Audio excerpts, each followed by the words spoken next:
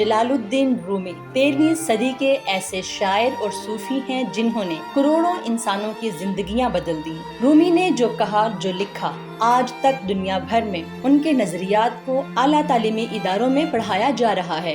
رومی مسلم دنیا سے زیادہ امریکہ اور یورپ میں مقبول و معروف ہیں۔ ایک تحقیق کے مطابق رومی کو اس وقت دنیا بھر میں موسٹ پاپولر صوفی شاعر سمجھا جاتا ہے۔ رومی کے دیوانوں کی تعداد امریکہ میں سب سے زیادہ ہے۔ اس کے بعد یورپ میں بھی رومی کے صوفیانہ خیالات کے پرستاروں کی کثیر تعداد موجود ہے۔ رومی بنیادی طور پر فارسی زبان کے شاعر ہیں۔ دنیا بھر میں صوفیزم پھیلانے میں سب سے بڑا اور مرکزی کردار رومی کا ہے۔ رومی کی شاعری اور خیالات میں نغمے، موسیقی اور روحانی خوشبو ہے جو انسان کو فہم و شعور اور معرفت کی بلندیوں پر پہنچا دیتی ہے۔ ان کا اسلوب انتہائی سادہ اور عام فہم ہے۔ رومی 30 ستمبر 1207 میں افغانستان کے شہر بلخ میں پیدا ہوئے۔ بعد میں رومی مستقل طور پر ترکی کے علاقے کونیا میں منتقل ہو گئے۔ یہ بھی کہا جاتا ہے کہ رومی بلخ میں نہیں بلکہ تاجکستان میں پیدا ہوئے تھے۔ رومی کا اصل نام جلال الدین محمد تھا۔ رومی نام اس لیے پڑا کہ اس دور میں جہاں یہ پیدا ہوئے وہ علاقہ روم کی سلطنت میں آتا تھا، اس لیے انہیں رومی کہا گیا۔ اس وقت سے اب تک جلال الدین محمد رومی کے نام سے ہی جانے جاتے ہیں۔ رومی کے والد کونیا میں ایک مدرسے کے استاد تھے اور اسلام کی تبلیغ کیا کرتے تھے۔ اسی زمانے میں رومی کی ملاقات صوفی شاعر فرید الدین عطار سے ہوئی۔ رومی عطار کے خیالات سے بہت متاثر ہوئے۔ عطار کا تعلق ایران کے شہر نیشا پور سے تھا۔ عطار بھی رومی کے صوفیانہ خیالات سے بہت متاثر ہوئے اور انہی کے زیر اثر رومی نے بہت کچھ تحریر کیا۔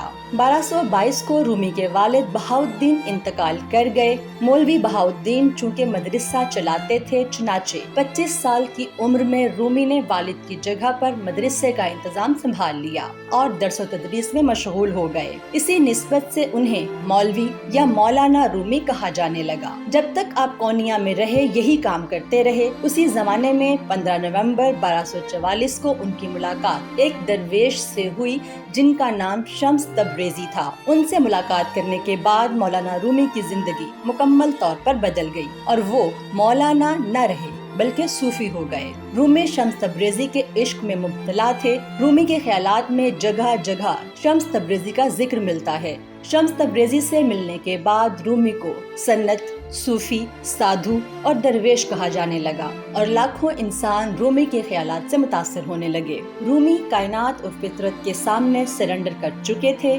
درویش رومی پہلے صرف مسلمانوں کے بچوں کو پڑھا رہے تھے، اب دنیا کا ہر انسان چاہے وہ عیسائی تھا یا یہودی سب ان کی بات سن رہے تھے اور انہیں کی طرح جھوم رہے تھے۔ انسان جب کائنات کا ہو جاتا ہے تو پھر وہ کسی خاص مذہب کا نہیں رہتا بلکہ خالق کائنات کے رنگ میں رنگ جاتا ہے جو سب کو ایک ہی نگاہ کرم سے دیکھتا ہے اور نوازتا بھی ہے۔ یہی وجہ ہے کہ رومی کے رقص میں دنیا جھوم رہی تھی کہ 17 دسمبر 1273 میں رومی ترکی کے شہر کونیا میں انتقال کر گئے۔ رومی کی مشہور کتاب کا نام مثنوی مولانا روم ہے۔ یہ وہ کتاب ہے جس نے رومی کو آج تک زندہ رکھا ہوا ہے۔ مثنوی کو جس قدر شہرت اور مقبولیت حاصل ہوئی، فارسی کی کسی کتاب کو آج تک نہ مل سکی۔ اسی کتاب میں رومی کہتے ہیں کہ یہ مادی دنیا ایک جیل کی طرح ہے۔ اگر کوئی انسان سچ تک پہنچنا چاہتا ہے یا روح کی حقیقت جاننا چاہتا ہے تو اسے اس جیل سے باہر نکلنا ہوگا۔ رومی کہتے ہیں ایک جیل یہ دنیا ہے اور ایک جیل انسان کے اندر ہے۔ انسانوں کو سچ تک پہنچنے کے لیے ان دونوں جیلوں سے باہر نکلنا ہوگا۔ اس دنیا کو سائنسدان زیرو پوائنٹ یا ساؤنڈ آف سائلنس کہتے ہیں۔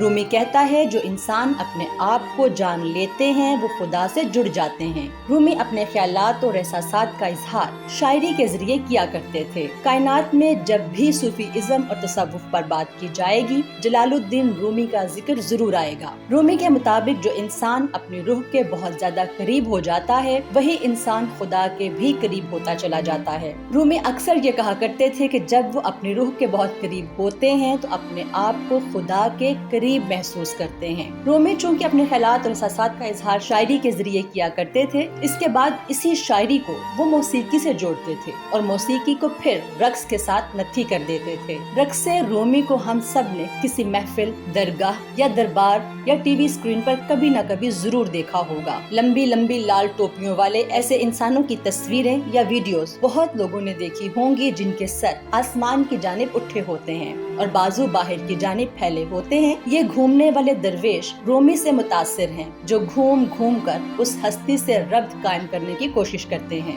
جس کا کہ وہ حصہ ہیں۔ ان کا کہنا ہے کہ وہ کائنات کا جزو ہیں جو کل کی تلاش اور اس سے جڑنے کی آس میں گھوم رہے ہیں۔ ان کے مطابق کل کے بغیر جزو بیکار ہوتا ہے۔ رومی نے اپنے نظریہ تصوف سے مغرب کو بہت متاثر کیا۔ رومی کے دور میں مغرب کی ذہنیت پر ابن سینا، ابن رشد، یونانی فلسفہ، نظریہ ارسطو اور اقلیت پسندی کا اثر بہت زیادہ تھا۔ اس کے باوجود لاکھوں انسان رومی کے خیالات سے بھی متاثر تھے۔ یوں تو رومی نے بہت سی کتب تحریر کی، لیکن ان کی سب سے مشہور تصنیف مثنوی مولانا روم ہے۔ اس کے علاوہ ان کی ایک مشہور کتاب فیہ ما فیہ بھی ہے۔ علامہ محمد اقبال بھی مولانا رومی کو اپنا روحانی پیر مانتے تھے۔ رومی کی عالمگیر شہرت کا اندازہ اس بات سے بھی لگایا جا سکتا ہے کہ ان کے 800ویں یوم پیدائش پر ترکی کی درخواست پر یونیسکو نے سال 2007 کو رومی کا سال قرار دیا اور اس موقع پر ایک تمغہ بھی جاری کیا۔